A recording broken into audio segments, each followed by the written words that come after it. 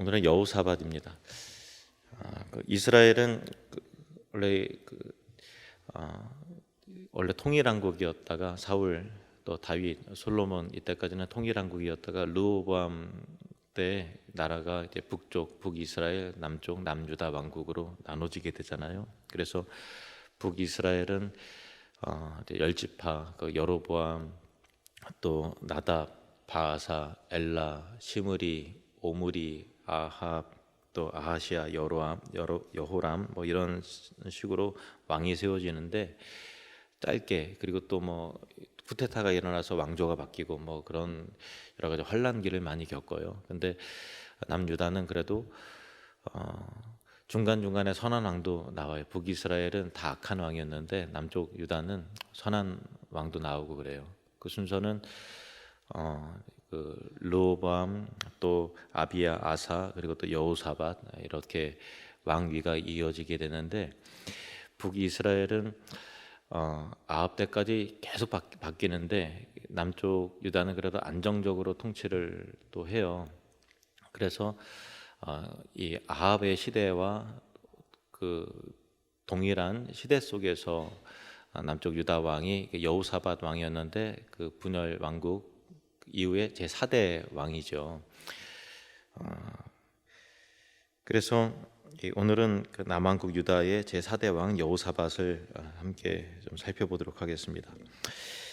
역대하 17장 1절 2절 말씀 보시면요, 아사의 아들 여호사밧이 대신하여 왕이 되어 스스로 강하게 하여 이스라엘을 방어하되 유다 모든 견고한 성읍의 군대를 주둔시키고 또 유다 땅과 그의 아버지 아사가 정복한 에브라임 성읍들의 영문을 두었더라. 여기 영문은 군대를 말하는 거예요. 여호사밧은 스스로 강하게 했어요. 그리고 유다를 정비하면서 이제 군사적으로 굉장히 좀 강하게 하고 또 견고하게 하는, 나라를 견고하게 하는 정책을 펼쳤는데 그의 정책과 노력대로 남왕국 유대는 매우 강해지고 또 견고해지고 좀 더 군사적인 것뿐만 아니라 경제적으로도 굉장히 좀 풍성해지는 그 복을 많이 누렸어요. 성경에는 이렇게 기록이 되어 있는데요. 역대하 17장 5절 보시면은 그러므로 여호와께서 나라를 그의 손에서 견고하게 하심에, 여호사밧 손에서 견고하게 하셨다라는 거예요. 유다 무리가 여호사밧에게 예물을 드렸으므로 그가 부귀와 영광을 크게 떨쳤더라, 이렇게 되어 있고요. 역대하 17장 또 11절 보시면은 블레셋 사람들 중에서는 여호사밧에게 예물을 드리며 은으로 조공을 바쳤고, 블레셋도 어떤 사람들이 조공을 바칠 정도로, 아라비아 사람들도 짐승 떼 곧 순양 7,700마리와 숫염소 7,700마리를 드렸더라. 아라비아 사람들도 이렇게 에게로부터 많은 이 짐승의 떼를 받을 정도로 부귀와 영광과 또 견고함이, 강대함이 여호사밧 왕 시대 때 주어지게 됐습니다. 그러면 하나님께서 왜 여호사밧 왕에게 이처럼 견고하고 강대하고 또 영광스러운 그 축복을 허락해 주셨을까?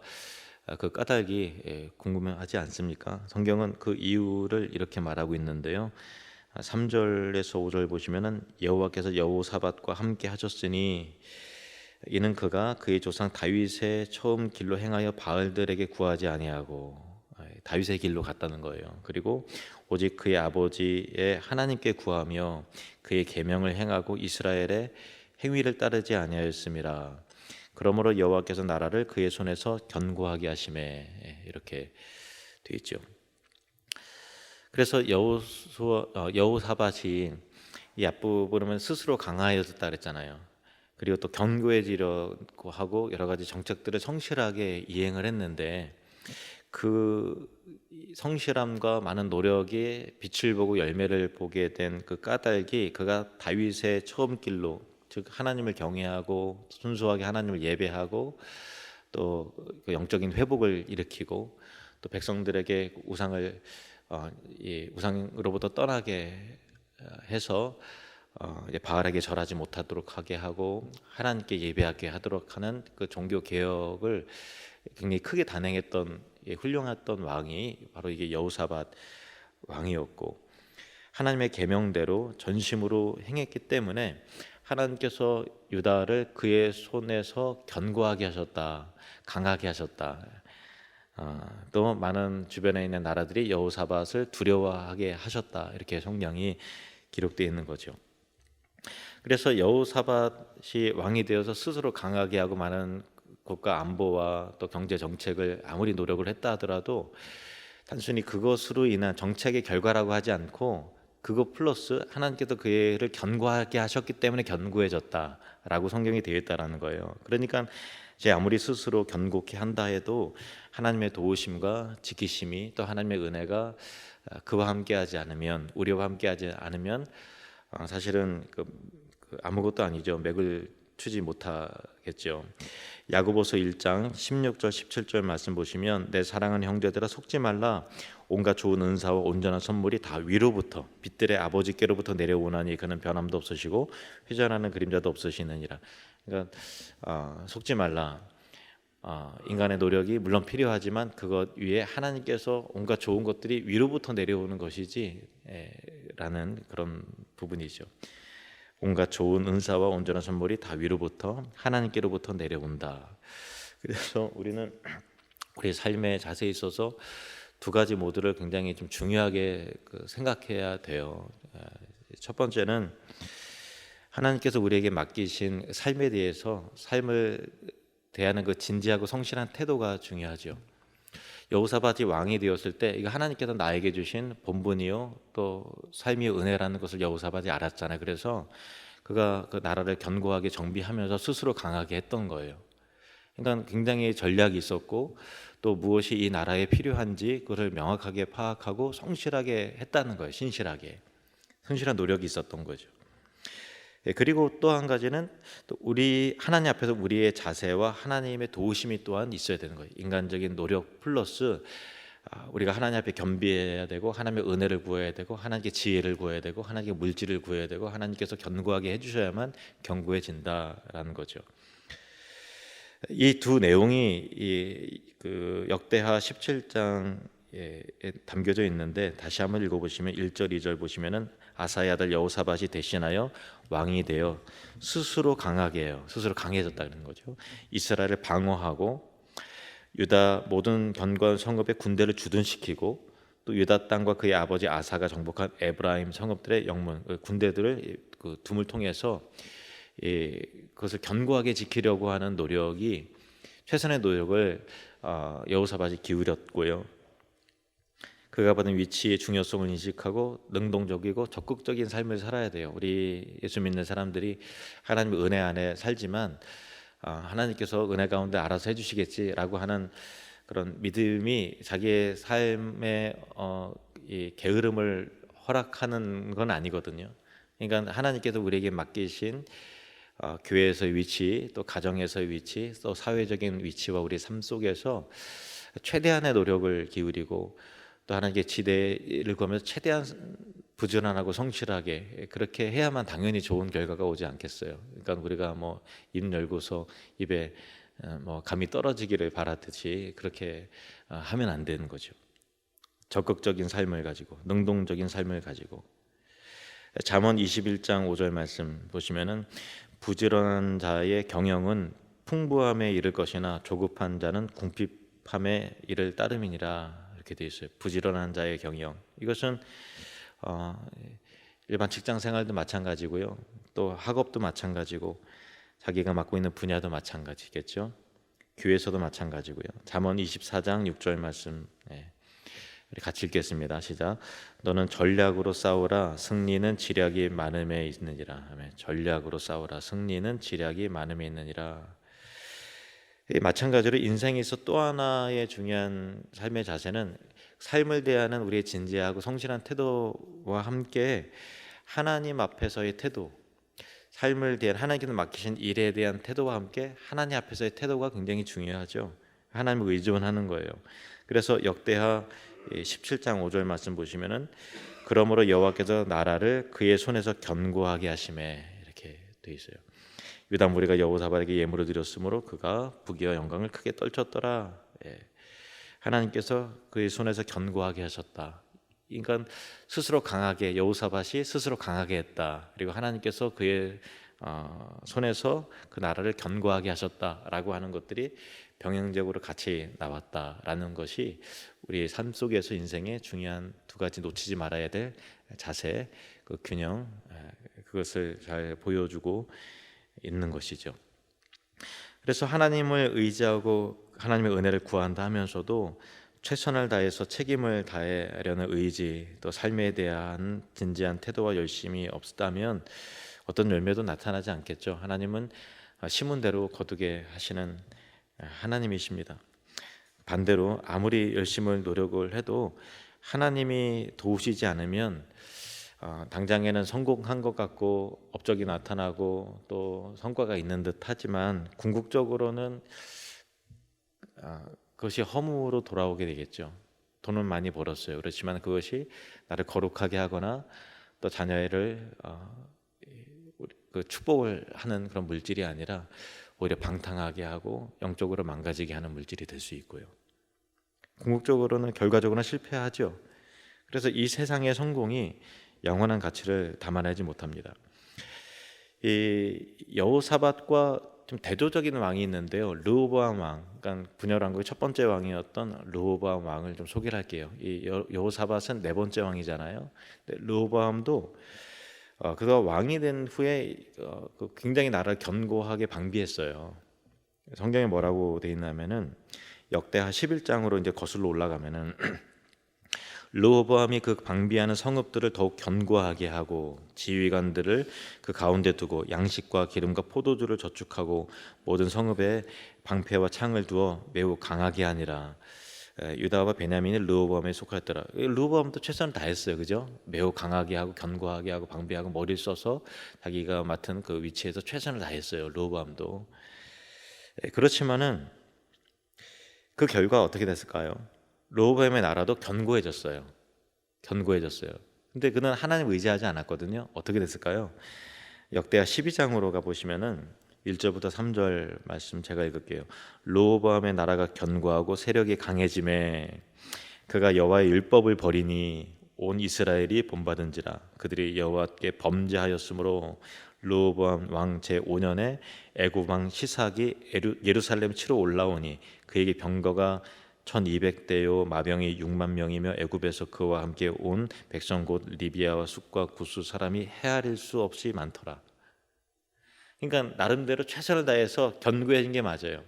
적재적소에 군사를 배치하고 방어 태세를 갖추고 이 정도면은 정말 주변에 옆에 있는 나라들 침략해도 끄떡 없겠다 이렇게 싶을 정도로 굉장히 성심성의 있고 한단 말이에요. 근데 그래서 어떻게 됐어요? 안전해지고 견고해졌어요. 그건 맞아요.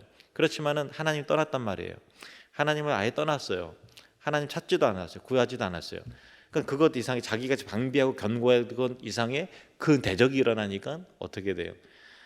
그냥 아무것도 아니고 수포로 다 돌아가는 거예요. 그래서 이 애굽 왕 시삭이 예루살렘에 쳐들어오고 나서 이 르호보암이 왕이 된 지 5년째 되던 해에 쳐들어왔거든요. 그래서 왕궁과 성전의 모든 보물 다 뺏어갔어요. 솔로몬이 만든 금방패 다 가지고 왔어요. 그게 뭐예요? 아무리 인간적으로 견고하게 한다 하더라도 우리가 아무리 인생 가운데 성공을 위해서 분주하게 노력하고 애쓴다 하더라도 하나님이 지켜주지 않으면 인간의 견고함은 모래 위에 세운 성과 같다. 이것이 그 르호보암 왕이 보여준 역사였어요. 근데 여호사밧은 달랐어요.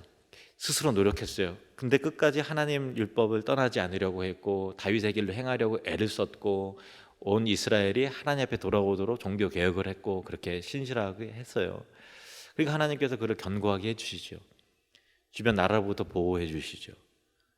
시편 127편 1절 2절 말씀 우리 함께 읽겠습니다.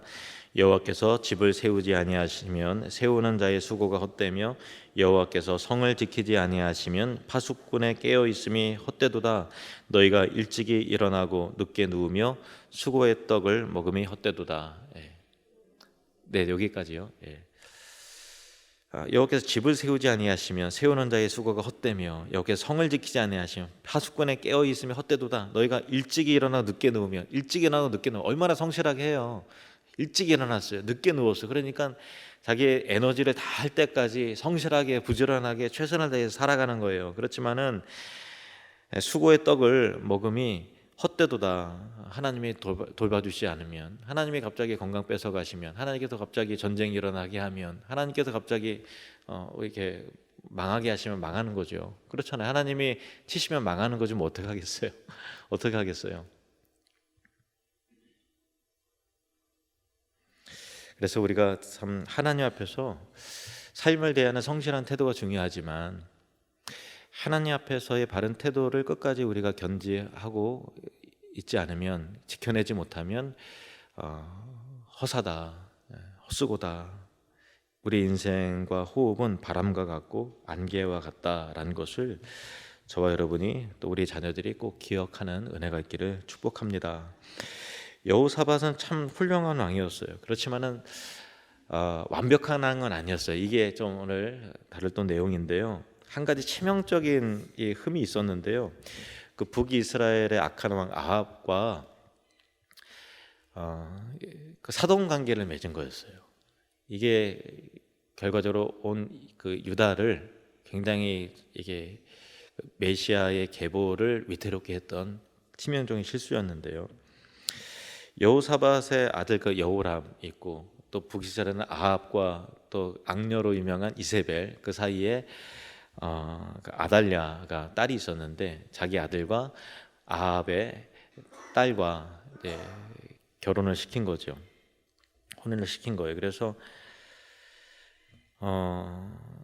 그래서 이제 북이스라엘과 가까이 대하고 있는 북이스라엘과 이왕이면은 이제 평화롭게 지내면 그래도 에너지를 덜 쏟아도 되니까 나름대로 머리를 썼던 것 같아요. 그렇지만은 물론 북왕국과 동맹을 맺은 것 자체가 하나님 앞에 큰 잘못은 사실 아니에요. 왜냐하면 북이스라엘도 하나님께서 계속해서 부르시려고 그 당시에 엘리야 선지자 보내시고 엘리사 선지자 보내셔서 하나님께서 포기하지 않는 사랑으로 그들을 품고 건져내시고 또 여러 선지자들을 통해 이끌어오시고, 그들 역시도 아브라함의 후손이었기 때문에 비록 하나님을 떠나고 우상을 섬기고 있는 상태지만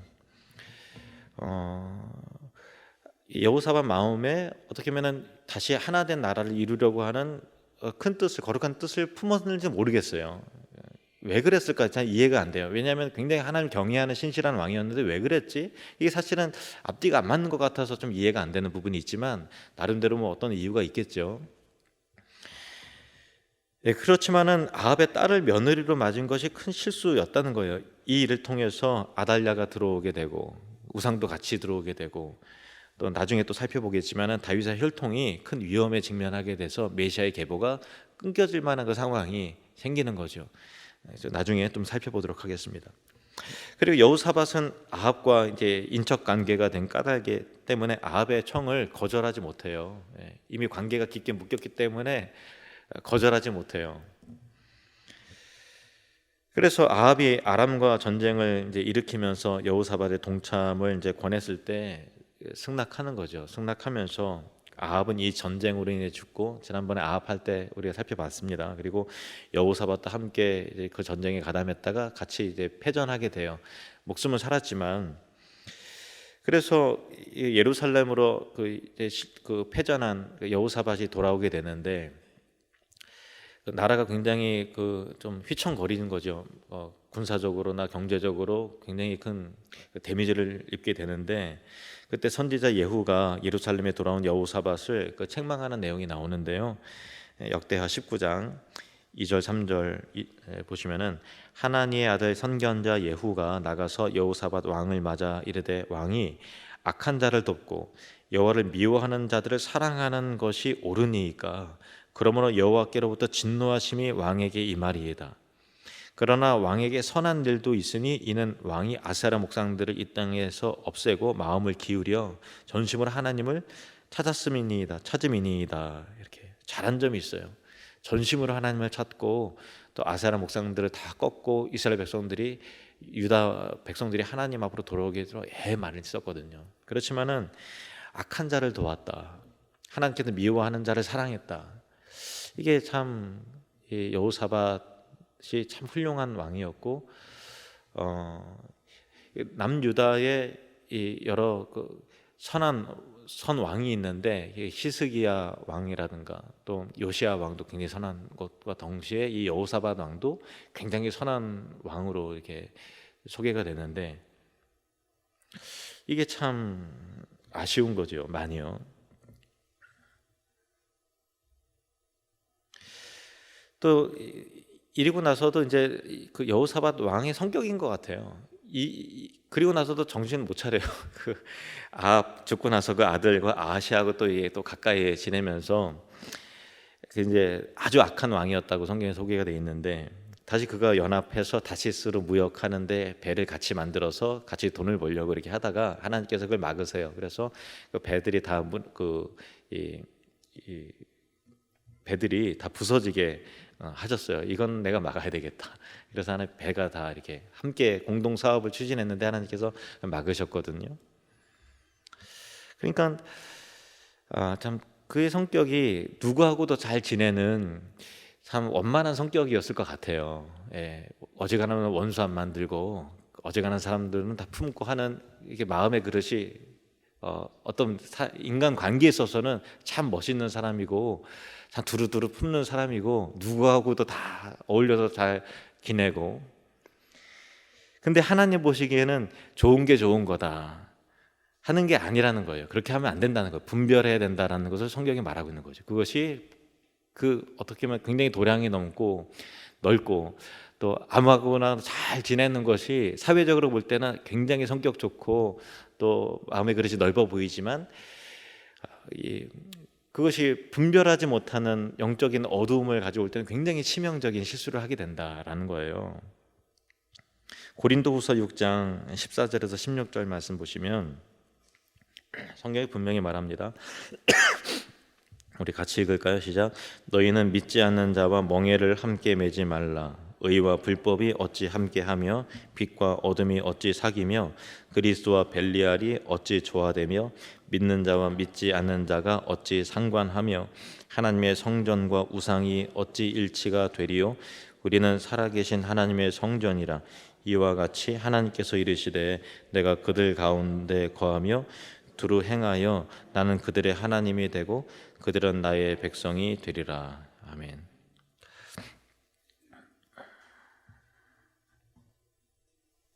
이게 뭐 믿지 않는 자하고 친구하거나 가까이 지내거나 동업하지 말라거나 또 같이 뭐 밥도 먹지 말고 직장생활 같이 하지 말고 그런 의미는 아니라는 것을 아실 거예요. 어떻게 적용할 수 있을까요? 분명한 것은 믿는 자하고는 영적인 대화는 안 통하잖아요. 그러니까 우리가 세상 가운데서 뭐 사업도 같이 할 수 있고 또 가까운 친구도 할 수 있겠죠. 예, 얼마나 또 믿지 않는 사람들 가운데서 좋은 사람 많이 있어요. 그러니까 그런 정도에서 하면 돼요. 그렇지만은 영적인 대화와 가치관, 인생의 궁극적인 방향은 다르잖아요. 영원한 거를 바라보는 그 가치관은 다르잖아요. 그러니까 이것은 우리에게 결혼이라고 하는 주제로 적용할 수 있겠죠. 뭐 이왕 결혼하신 분들은 어쩔 수 없어요. 남편이 아내가 잘 예수 믿도록 기도하셔서 전도에 꼭 성공하시길 바라요. 그 방법밖에 없지요. 그렇지만은 우리 아직 이제 결혼을 하지 않는 우리 자녀들이라든가 할 때 믿음의 사람과 함께 인생길을 걸어야 돼요. 그래서 이세가 나고 인생의 궁극적인 미래를 함께 바라보고 설계해야 되잖아요. 우리 자녀들도 함께 양육해야 되죠. 그런데 가치관이 다르면 한쪽은 예배드리러 가자고, 한쪽은 놀러 가자 그러고, 한쪽은 주일학교 우리 아이들 예배드리러 주일학교 보내려고 그러고, 한쪽은 못 가게 하고, 뭐 어떻게 하실 거예요? 그 삶 가운데서 그것이 계속해서 반복이 될 텐데, 평생 반복이 될 텐데요. 가치관이 다르잖아요. 대화가 틀리잖아요. 영원한 것을 바라보지 못하잖아요. 그러니까 어떻게 멍에를 같이 매겠어요? 소가 한 멍에를 메고서 같이 갈 때 밭을 가는데 한쪽 손은 이쪽으로 가려고 한쪽 손은 저쪽으로 가려고 그러면 뭐 어떻게 하겠어요? 그 멍에를 매는 것과 같단 말이에요. 결혼이라는 것은. 그것 외에 또 다른 적용이 있을 수 있겠죠. 어떻게 믿지 않는 자와 같은 멍에를 매죠? 하나님의 성전과 우상이 어찌 일치가 되죠? 그럴 수는 없는 거잖아요. 그래서 믿음의 사람과 함께 인생길을 반드시 걸어가야 되고요. 만일 믿지 않는 자와 결혼하려면 반드시 전도해야 돼요. 그래서 실제로 그 연애까지는 그렇게 했는데 전도에 성공하셔서 같이 신앙생활 아름답게 하시는 분들도 우리 교회에 또 많이 계세요, 그죠? 그러니까 꼭 전도하셔야 돼요. 안 해도 뭐 상관없겠지, 이건 안 돼요. 큰 재앙과 불행이 임합니다. 반드시 전도하셔야 돼요. 반드시 예수 믿게 하셔야 돼요. 물론 하나님의 주권과 은혜죠. 내가 뭐 내 힘으로 되겠어요? 그러니까 이 부분에 있어서 그만큼 신중해야 된다고요. 그래서 어떤 사람의 말을 들어보니까 그 사람의 영적 수준은 그 사람의, 그러니까 애인을 보면 그 사람의 영적 수준이 보인다고 그래요. 그게 맞아요. 이분이 왜 이런 사람하고 만나서 결혼하려고 그러지? 할 때 그 사람의 영적 수준이 그거예요. 사랑하는 사람과 그 같이 걸어가는 평생의 동반자를 보면 그 사람의 영적 수준이 보이는 거예요. 그건 냉정하게 인정을 해야 된다고요. 그러니까 우리의 자녀들 위해서 기도해야 되고 또 만날 배우자를 위해서도 기도해야 되죠. 내 아들이, 내 딸의 영적 수준이 그건 거예요. 냉정하게 얘기를 해서 교회는 다니지만 하나님 인격적으로 만나지 못한 거라고요.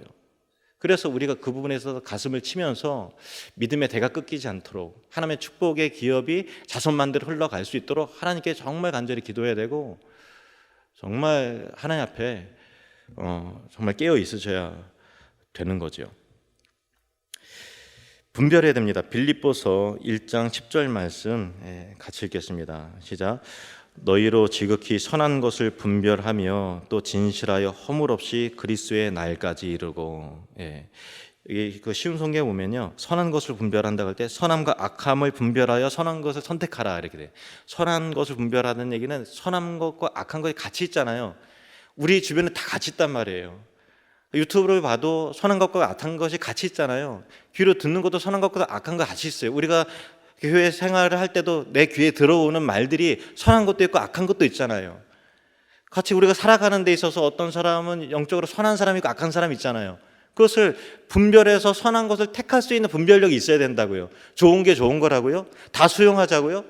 이게 여호사밧 왕에게서는 굉장히 훌륭한 왕이었어요. 그렇지만은 그냥 너무 다 수용을 한 거예요. 뭐 좋은 점도 있고 뭐 하니까 그냥 뭐 다 오라 그래. 이렇게 하는 어떻게 도량이 넓은 사람이었기 때문에 장점도 있었겠죠. 그렇지만은 치명적인 실수로 인해서 온 나라가 굉장히 그 당대는 괜찮을지 모르게 그 후대가 유다가 망할 뻔했어요. 아달랴 때문에.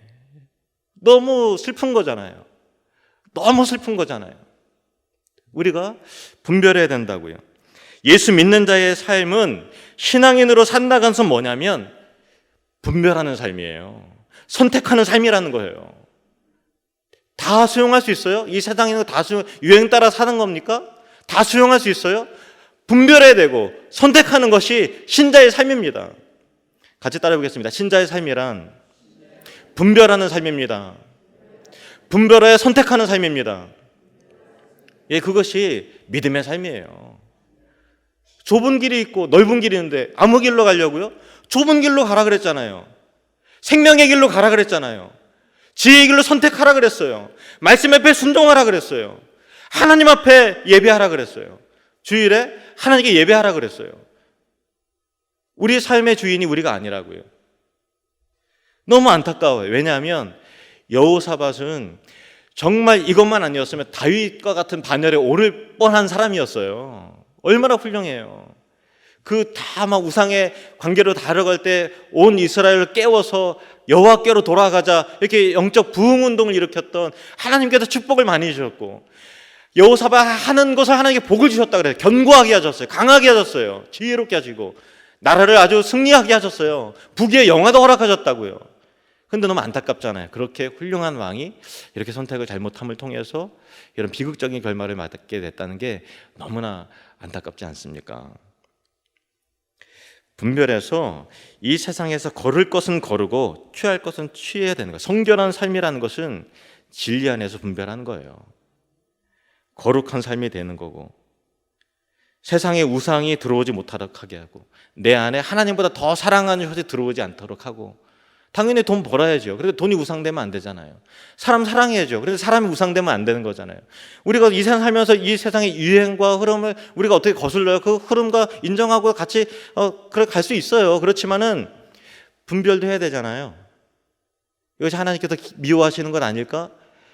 그 선견자 예후가 하나님이 미워하신 것을 당신이 사랑했다고, 악한 것을 당신이 좋아했다고 그렇게 책망하지 않았습니까?